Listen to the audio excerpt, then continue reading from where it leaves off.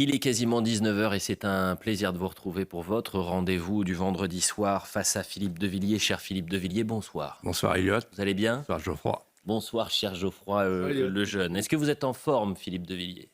Ça va, ça va. On a énormément de choses à traiter. Malheureusement, l'actualité est terrible. Donc, Malheureusement, comme chaque semaine, et on en parlera dans cette émission. oui. Il a été question cette semaine, Philippe de Villiers, du terrorisme islamiste en France. Et je voulais qu'on commence par ce sondage édifiant. IFOP, 2 mois, quasiment jour pour jour, après l'attentat d'Arras et l'assassinat barbare de Dominique Bernard. On apprend ce vendredi que 31% des musulmans actuellement scolarisés n'expriment pas de condamnation totale à l'égard de l'auteur de l'attentat. Dans le détail, et vous le voyez à l'image, 8% des sondés ne le condamnent pas et 23% le condamnent, mais partagent certaines des positions. Donc comment vous réagissez à ce sondage-là? La confrontation est proche.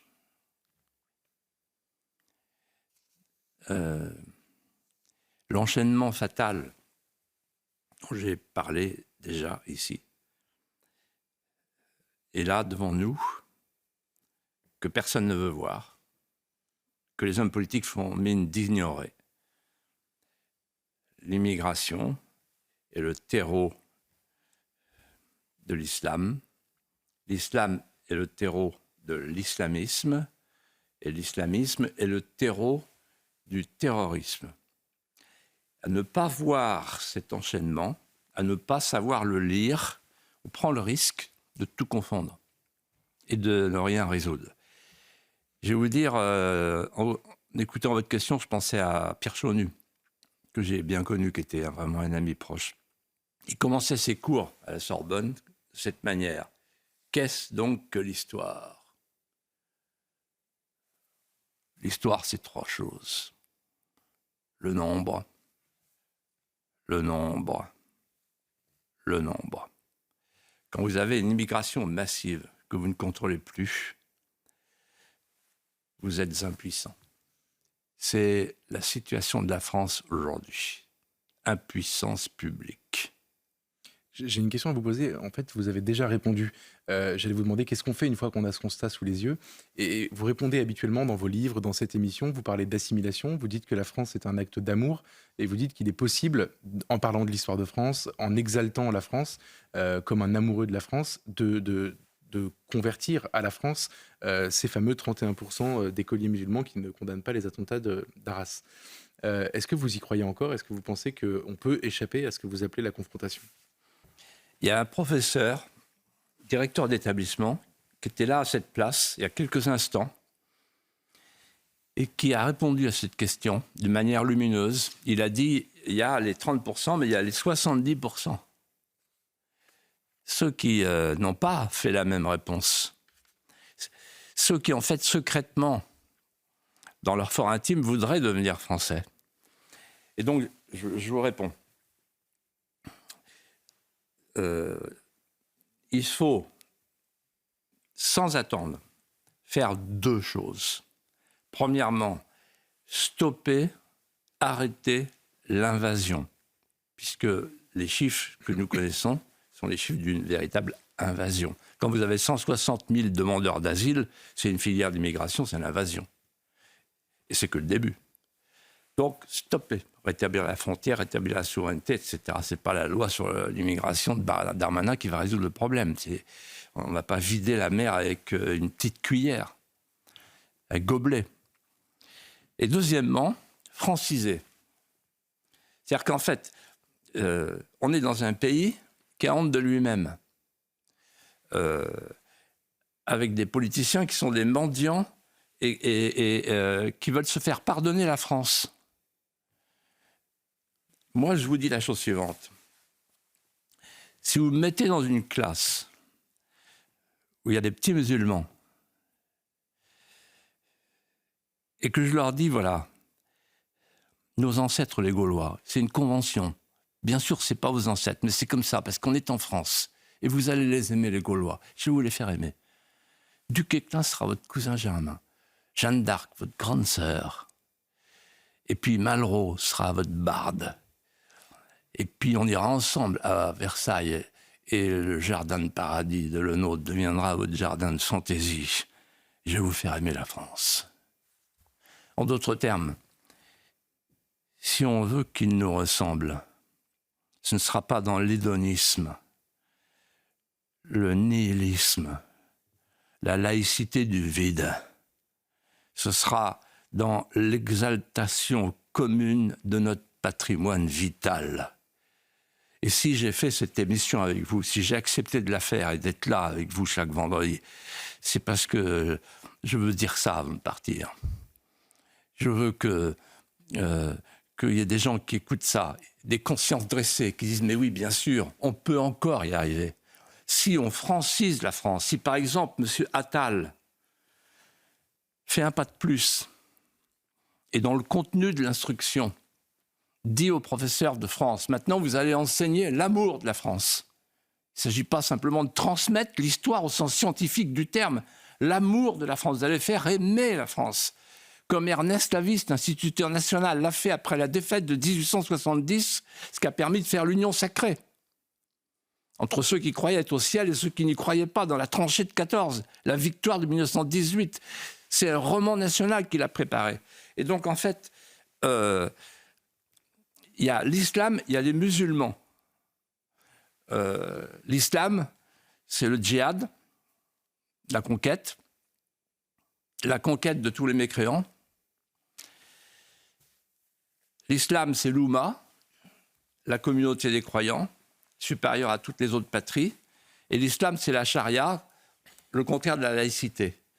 Mais si maintenant on laisse de côté la question de l'islam, qui n'est pas soluble, parce qu'en fait, est-ce qu'il existe au monde une seule république qui a jamais cru qu'elle allait faire le poids face à Allah pour légiférer? C'est pas sérieux. Mais il y a les musulmans. Les musulmans sont des êtres de chair, avec des cœurs de Français tout neufs, qui ne demandent qu'à nous aimer si on est aimable. Si les Français sont aimables, alors on nous aimera. Il fut un temps où les Français étaient aimables. Si moi j'amène un petit musulman à Saint-Malo, sur le rocher du Grand B, et je lui dis ce que sa mère lui disait, oh, que j'ai douce souvenance du cher pays de mon enfance, ma sœur, qu'ils étaient beaux les jours de France, ô mon pays, sois mes amours toujours. Il succombera. La France, c'est le plus beau pays du monde. Et c'est pas pour rien qu'on y vient. Je voudrais qu'on se plonge, Philippe de Villiers, dans l'histoire et qu'on revienne sur la lutte contre le terrorisme. J'ai retrouvé le premier entretien de Charles Pasqua en tant que ministre de l'Intérieur. On est en 1986. Il accorde cet entretien à nos confrères de Paris Match. C'est Philippe Bouvard qui va l'interroger. Et il a cette formule qui va marquer l'histoire. Il faut terroriser les terroristes. Et un peu plus loin dans cet entretien, il dit il n'y a pas de bons ou de mauvais poseurs de bombes. Il n'y a que des assassins. On est en 1986. Vous faites à l'époque partie du même gouvernement que Charles Pasqua. Et racontez-nous cette époque et cette volonté de lutter de manière ferme et claire contre le terrorisme. Alors en fait, pourquoi Charles Pasqua a dit il faut terroriser les terroristes? Vous le faites bien.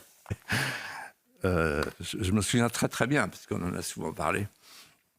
En fait, c'était une époque d'attentats. C'était pas une époque facile. Il y avait l'ingénieur général Audran, en 85, assassiné par action directe. Et je me souviens très bien, le 17 septembre 1986, le carnage, la rue de Rennes, ça ne vous dit rien, vous êtes trop jeune, la rue de Rennes, un attentat épouvantable, le Hezbollah. Et 2 mois après, je me souviens, une soirée au Figaro, pour un anniversaire, je ne sais plus quoi. Et on attend, j'étais à côté de Michel Cottaille, on attend, le Premier ministre, c'est pas là, qu'est-ce qui se passe? Il arrive au bout d'1 heure et demie. Il arrive au dessert, Jacques Chirac. Et il est blême, il est décomposé. Et il me glisse à l'oreille, Georges Besse, PDG de Renault. assassiné, action directe, par Jean-Marc Rouillant, apparemment, qui a été condamné pour ça. Et donc, en fait, terroriser les terroristes, ça voulait dire, en fait, faire renverser la charge de la peur. Et bon, il y a eu une loi, il y avait un tandem incroyable à l'intérieur, Pasqua-Pandro, et puis, catastrophe, le 5 décembre 1986, une manifestation d'étudiants, et il y a un étudiant, Malik Oussekine, qui meurt d'effroi sous un porche, une porte cochère. Et là, Mitterrand, qui est président, dit à Chirac, ça suffit maintenant. Et le gouvernement perd tous ses moyens. Chirac perdra l'élection présidentielle et Mitterrand, tonton, sera réélu. Et on revient également à cette notion des voltigeurs à l'époque du 5 décembre 1986.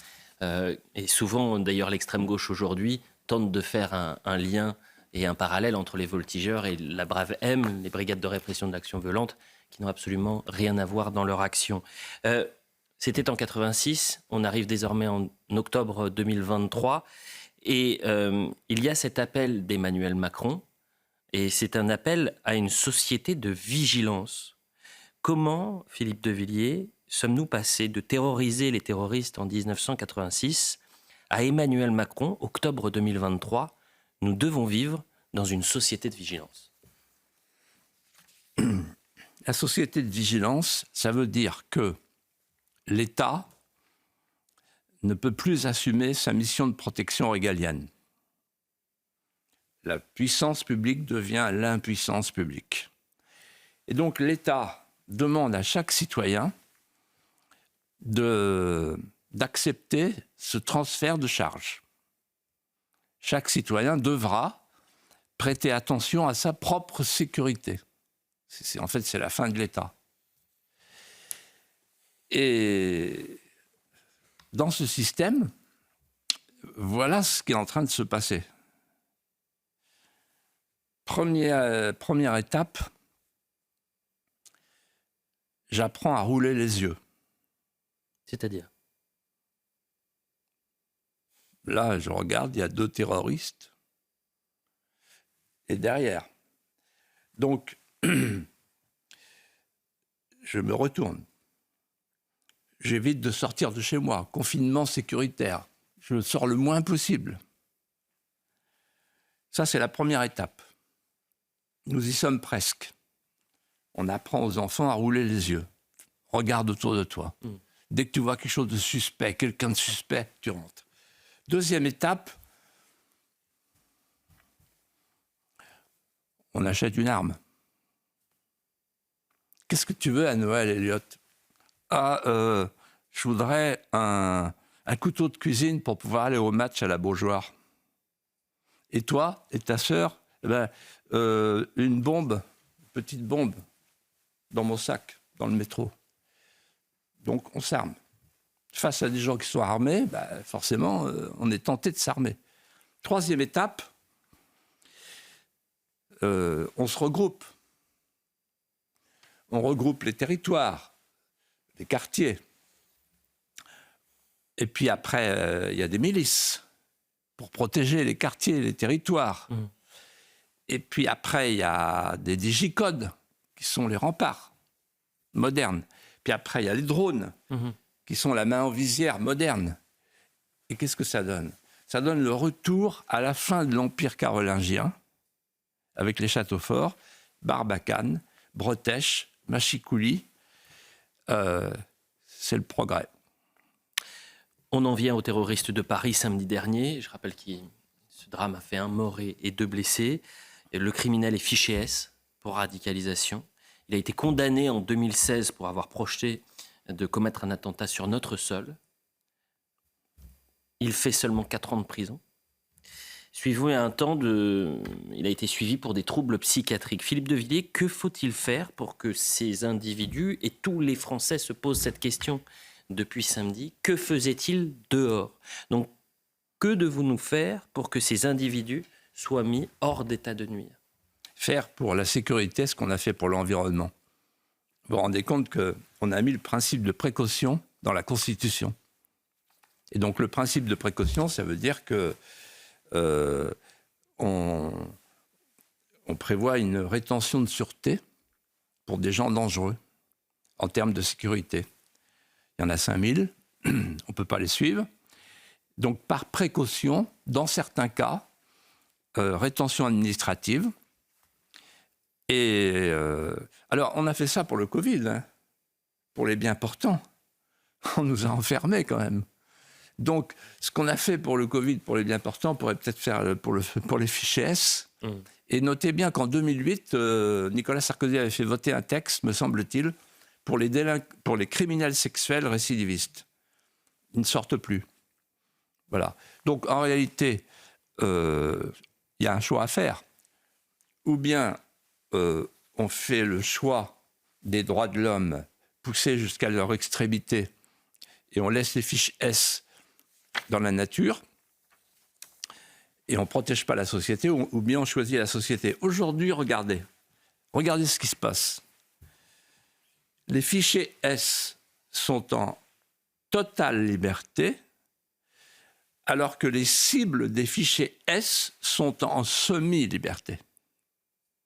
C'est-à-dire qu'ils sont obligés de s'entourer d'une protection policière. Et ils ne peuvent pas aller n'importe où, manger n'importe où, dormir n'importe où, aller n'importe où. Voilà la situation dans laquelle nous sommes. Et les cibles des fichiers S, protégées par la police, bientôt la police ne va pas y suffire.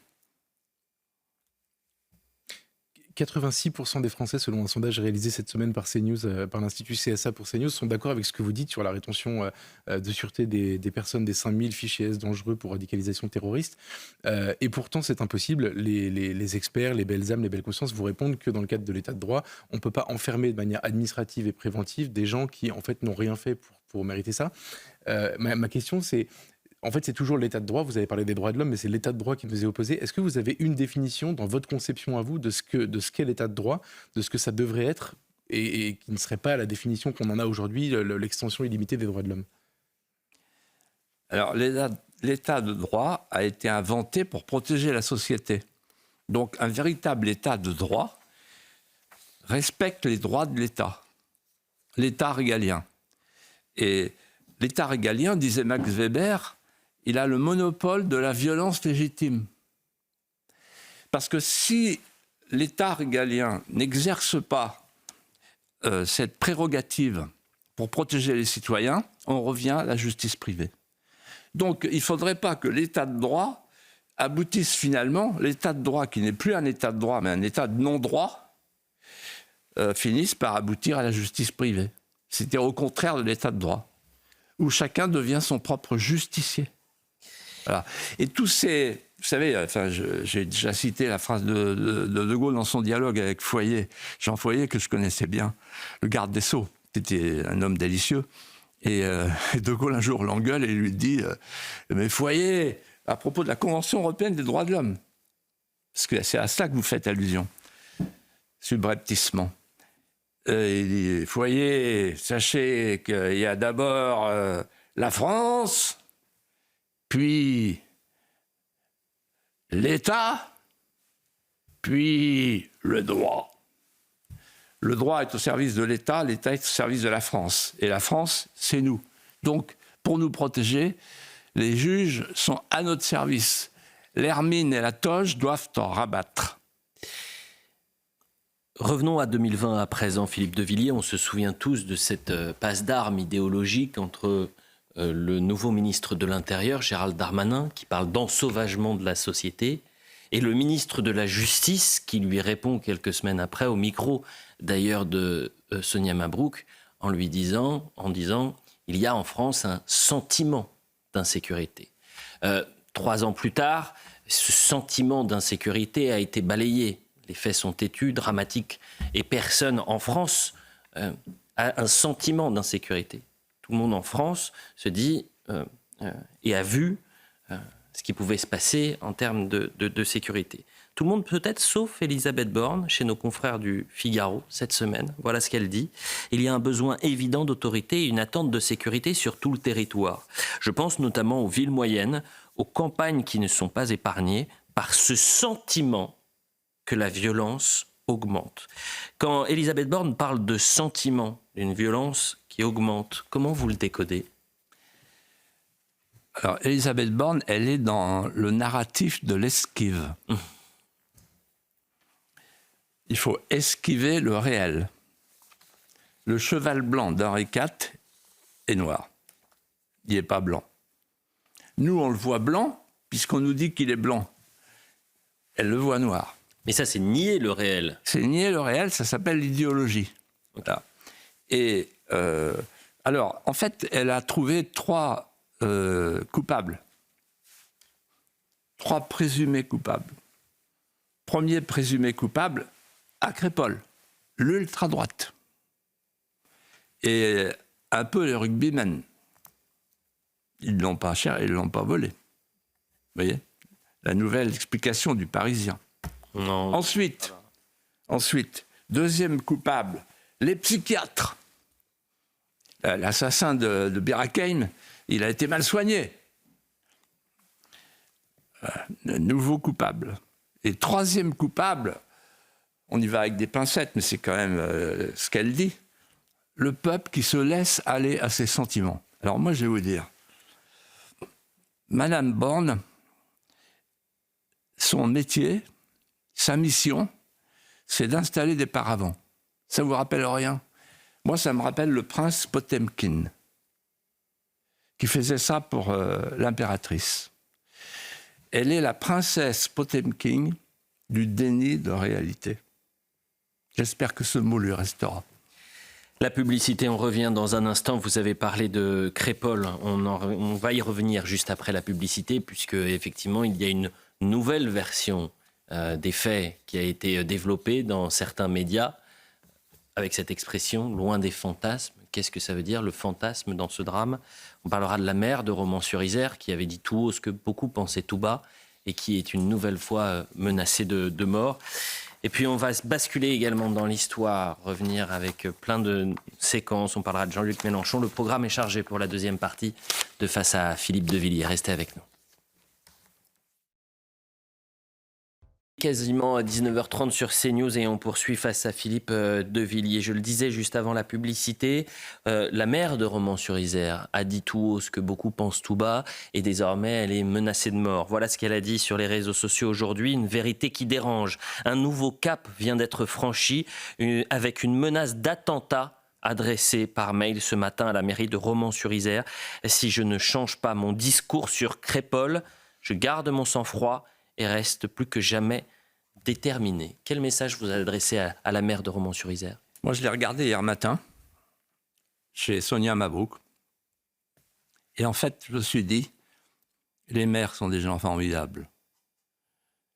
Les maires de France, ils tiennent encore le pays. Et voilà un maire qui regarde la caméra en face, avec ses grands yeux bleus. Elle aime la France, elle aime sa ville et elle aime la vérité. Vous en avez parlé juste avant la publicité, Philippe de Villiers, de Crépol et de nouvelles versions qui sont en train de fleurir, notamment dans des médias. Ça a été un long papier cette semaine du Parisien. On va le découvrir ensemble à l'antenne. Allez, tu viens, on va dehors, cite donc le Parisien une source. Nos révélations sur l'engrenage mortel du bal de Crépol. Et en sous-titre, il y avait cette expression, en fin de sous-titre, loin des fantasmes. Ça veut dire quoi, loin des fantasmes ? Qui fantasme sur ce drame ? Ce qu'ils appellent fantasme, c'est un drame. La mort de Thomas. La définition du fantasme, c'est l'hallucination, je crois. La chimère. C'est pas des chimères, là. Il y a 2 choses qui sont vraies, pour l'instant, vu que le procureur est passé aux abonnés absents. Premièrement, il y a eu des bandes qui sont arrivées avec des couteaux, des longs couteaux, la nuit des longs couteaux. Ça, c'est une vérité. C'est pas un fantasme. Et ensuite, il y a un jeune qui est mort de 16 ans qui s'appelle Thomas, qui devait fêter son anniversaire hier. Et moi, en cet instant, j'ai une pensée pour le papa, la maman, la famille, les frères, pour le village de Crépol. Moi, j'ai vécu dans un petit village appelé Boulogne, de 500 habitants, comme Crépol. Donc vraiment, ça me touche profondément. Moi, c'était le foot, c'est le rugby.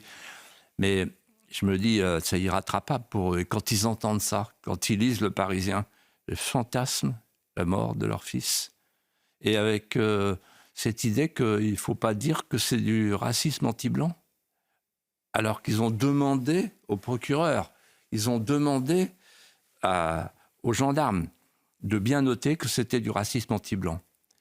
Seulement voilà, dans notre pays aujourd'hui, avec les élites mondialisées, multiculturalistes qui sont les nôtres, racisme anti-blanc, ça n'existe pas.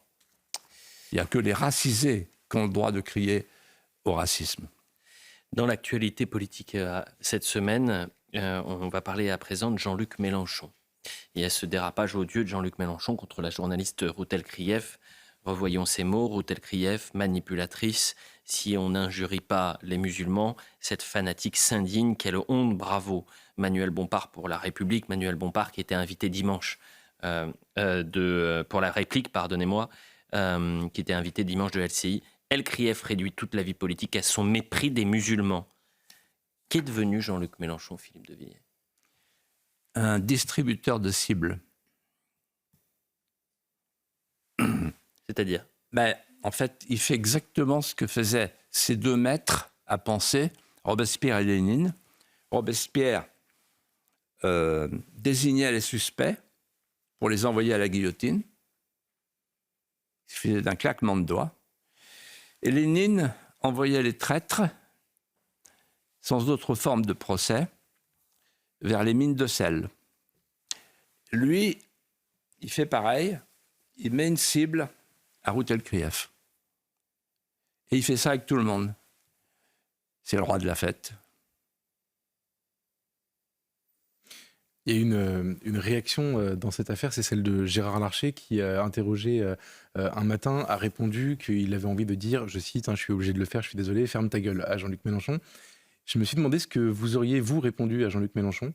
En plus, je sais que vous connaissez bien, parce qu'elle vous a couvert longtemps, Routel Krief, et que ça a dû vous toucher aussi. Qu'est-ce que vous lui auriez répondu et qu'est-ce que vous pensez de cette réponse? D'abord, j'aurais fait une phrase. Et ensuite, que je pense... Bon, parfois on peut s'énerver, mais quand même, dans un pays dont le pronostic vital est engagé, le deuxième personnage de l'État ne devrait pas parler comme ça. Et puis, je vais vous dire, Geoffroy, je suis, en vous écoutant, je suis nostalgique, pour tout vous dire, d'une époque que j'ai connue, où il y avait de l'injure gorgée de truculence, avec des mots d'esprit qui fusaient, qui faisaient honneur à la langue française, et qui étaient des gourmandises de l'esprit. Ça veut dire quoi, Philippe de Villiers, des gourmandises de l'esprit? Vous avez un exemple à nous donner entre nous? Parce que Philippe n'était pas le dernier. Oui, mais justement, mais c'est quoi alors une gourmandise de l'esprit? Moi, je suis curieux, les Français sont curieux. Par exemple, au moment de Maastricht, j'ai entendu Marie-France Garot. Il y avait Pasqua, Séguin, moi, les trois conscrits de Maastricht. Et on l'entend nous dire, à propos de Jacques Chirac, parce qu'on venait d'apprendre qu'il allait voter oui au traité de Maastricht, sous l'impulsion de l'inénarrable Juppé, auquel il était adossé. Et elle dit ceci, de mémoire, j'ai cru que Chirac était du marbre dont on fait les statues, et je m'aperçois qu'il est de la faïence dont on fait les bidets. Alors celle-là est très bonne. Si j'étais méchant, j'en raconterais des célèbres de Philippe de Villiers d'il y a quelques années, mais je suis sûr que vous m'en voudriez. Alors, peut-être pour une prochaine. Peut-être pour une prochaine émission. Oui. Vous avez parlé de Maastricht et je vous propose qu'on parle de l'Europe à présent. Qui fête j'ai une question à vous poser, Philippe de Villiers. Qui fête ses 68 ans ce mois-ci? 68 ans. c'est pas le drapeau européen? Exactement. En octobre 55, l'Assemblée parlementaire choisit à l'unanimité un emblème d'azur et une couronne de 12 étoiles. En décembre de la même année, c'est la bannière étoilée qui est adoptée. Et enfin, le 13 décembre, c'est l'inauguration du drapeau. Et cette inauguration, elle est à Paris. Vous avez le drapeau européen chez vous, Philippe de Villiers? Non. Pourtant, vous avez été député européen. Alors, je vais vous expliquer ce que j'ai, si vous voulez, dans mon bureau. J'ai les trophées de mes grands-pères, qui étaient des officiers français. 14-18. Ils ont payé de leur vie. J'ai le drapeau de la France, le drapeau de mon père. Mais je n'ai pas le drapeau européen. Par contre, je vais tout vous dire, j'ai une petite Sainte Vierge, l'Immaculée Conception, dont c'est la fête aujourd'hui. Et elle a le soleil pour manteau. C'est la Vierge de l'Apocalypse, en fait. Elle a le soleil pour manteau, elle a la lune sous ses pieds, et elle a une couronne de 12 étoiles. C'est pour ça que je vous en parle.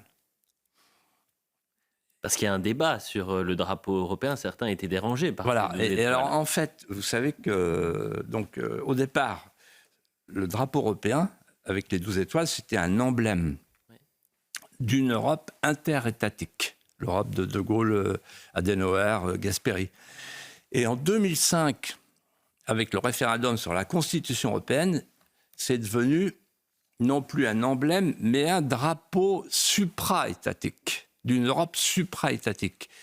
Et à partir de ce moment-là, tout a changé de sens. Pourquoi ? Parce que le drapeau des 12 étoiles de la Vierge est devenu aujourd'hui plus proche du drapeau du LGBT et d'une Europe qui est en train de détruire les souverainetés et les États, et qui surtout, au moment où elle adoptait le drapeau et l'hymne européen pour devenir un super-État, dans le traité de Lisbonne, répudiait toute idée d'inscrire dans la Constitution les racines chrétiennes de l'Europe. Donc c'est au moment où elle se détourne des racines chrétiennes, c'est-à-dire de ses propres racines, qu'elle va chercher les 12 étoiles. Voilà, cette Europe ne sait plus rien d'elle-même. Sur l'Europe, justement, et c'est le député européen François-Xavier Bellamy qui a joué les lanceurs d'alerte cette semaine. Helena Dalli, la commissaire européenne à l'égalité, exige des États membres qu'ils assument leurs responsabilités de l'histoire coloniale de l'Europe. Regardez cette séquence. Et d'ailleurs, je crois que par son action, François-Xavier Bellamy, cette séquence a été supprimée en quelque sorte des comptes de l'Union européenne. Mais regardons-la parce qu'on a réussi à la récupérer. La discussion sur le racisme structurel implique d'examiner le passé, le présent et l'avenir du tissu européen. Les États membres et les institutions de l'Union européenne doivent s'approprier l'histoire du colonialisme de l'Europe et son rôle dans la traite transatlantique des esclaves et en assumer la responsabilité. Nous devons agir pour redresser les torts et construire une Europe exempte de racisme et de discrimination pour tous. La vidéo a été supprimée, mais des vidéos comme ça, il y en a souvent au Parlement européen. Ma question est simple, qu'est-ce que vous lui répondez à cette dame ? C'est une honte. En fait, voilà la nouvelle Europe. Elle est commissaire à l'égalité. Et 2 jours avant, il y a Madame Johansson, commissaire à l'intérieur, qui, elle, déclare la migration est notre destin. Donc en réalité, je résume la situation de la semaine. Honneur et hommage à François-Xavier Bellamy qui a fait retirer cette vidéo. On a la commissaire à l'intérieur qui dit « la migration est notre destin » et on a la commissaire à l'égalité qui dit « notre destin, c'est la pénitence ». Il va falloir s'excuser de ce qu'on est, de ce qu'on a été. Et donc, en fait, cette Europe, ce n'est pas seulement un espace sans frontières, c'est l'espace du vide. C'est une Europe sans corps, sans âme et sans tête. Je regardais Philippe de Villiers, on est 6 mois, tout pile, avant les élections européennes. Et cette semaine, le politologue Dominique Régnier prédit dans les colonnes du Figaro une nouvelle poussée populiste lors de ces élections liées à deux facteurs majeurs, la question de sécurité et d'immigration et l'écologie radicale. Les politologues qui parlent de populisme, parfois comme un danger, comme un gros mot, sans véritablement le définir. Donc, est-ce que vous avez une définition, Philippe de Villiers, du populisme? Le populisme, c'est un cri d'angoisse, un cri de détresse, un cri d'appel. C'est le cri des peuples qui ne veulent pas mourir. Et pourquoi? Parce qu'ils se sentent menacés. Et pourquoi ils se sentent menacés? Parce que les élites ont fait sécession. Les élites ont pris le large, le grand large. Elles sont devenues nationales, comme disait De Gaulle. C'est-à-dire qu'elles configurent un monde avec des chaînes de valeur globale dans lequel il n'y a plus besoin de la nation et du peuple. Elles envisagent que le marché planétaire de masse pourra unifier le monde et dissoudre les identités récalcitrantes comme de vulgaires calculs rénaux. Donc, plus besoin de la nation, plus besoin du peuple. Et ça donne deux grandes dépossessions successives auxquelles fait allusion le remarquable politologue Dominique Régnier que vous avez cité. Dans les années 80, première dépossession, on passe d'un peuple producteur à un peuple consommateur. Un peuple producteur, c'est un peuple qui produit chez lui les biens et les services dont il a besoin, qu'il consomme, protégé par l'État-nation. Un peuple consommateur, il se laisse produire par l'ailleurs, et on n'a plus besoin, avec un peuple de consommateurs, on n'a plus besoin de producteurs. On a besoin de consommateurs. Qu'est-ce qu'un consommateur? Un atome. Donc il est interchangeable. Et quand on a besoin d'avoir des consommateurs supplémentaires pour faire tourner la machine, on va chercher les consommateurs au bout du monde, l'immigration. Et c'est comme ça qu'est morte la classe ouvrière, la désindustrialisation de la France, la fin du peuple producteur. Et deuxième dépossession, elle est en cours. Et ça va faire du bruit. Pour l'instant, c'est bas bruit. Et Dominique Régnier, il fait allusion. C'est le passage du peuple déclaré polluant au peuple décarboné. Donc, votre logement, passoire thermique, donc la liberté, la propriété, ça ne vaut plus rien. Votre voiture thermique, il faut acheter une nouvelle voiture électrique. Si vous n'avez pas les moyens, vous restez chez vous, à regarder les éoliennes en face de vos volets. Si vous êtes paysan, il faut supprimer la moitié du cheptel parce que les vaches pètent. Dixit, le président de la Cour des comptes, qui n'a jamais vu de veau de sa vie. Et enfin, si vous allez en ville, vous restez à la porte parce que les maires écolos disent qu'il y a des zones d'émission, etc., gaz à effet de serre, etc. Voilà. En d'autres termes, aujourd'hui, la classe moyenne, après la classe ouvrière, elle est menacée. La classe ouvrière a disparu, la classe moyenne est atteinte de plein fouet par cette vague qui arrive sur nous de l'écologie carcérale. Le peuple se sent dépossédé de ses territoires, de son identité, de sa souveraineté. Je suis sûr que les téléspectateurs qui nous suivent maintenant depuis le mois de septembre se disent mais on n'a pas encore eu une séquence d'archives. On n'a pas eu ce moment où Philippe de Villiers débat peut-être avec un Jacques Lang, avec un Dominique de Villepin. Cette fois-ci, il n'y aura pas de débat. Mais il y a une séquence, puisque vous avez reçu en 1993 Solzhenitsyn au Puy du Fou. Il y a tout juste 50 ans, un livre paraissait et a changé la face de l'histoire. La plume, donc c'est Alexandre Solzhenitsyn. On découvre alors que l'enfer des camps soviétiques et on le voit chez vous au Puy du Fou. Et je vous propose cette séquence de 1993. Regardez. Calmez-vous les gars.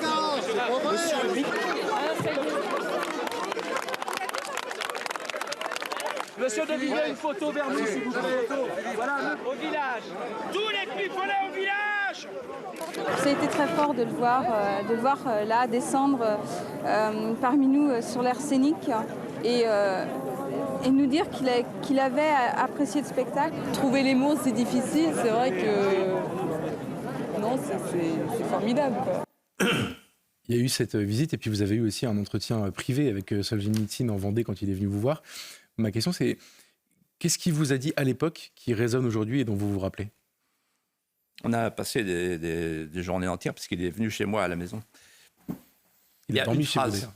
Une phrase qui résonne en moi, pour répondre à votre question, c'est la suivante.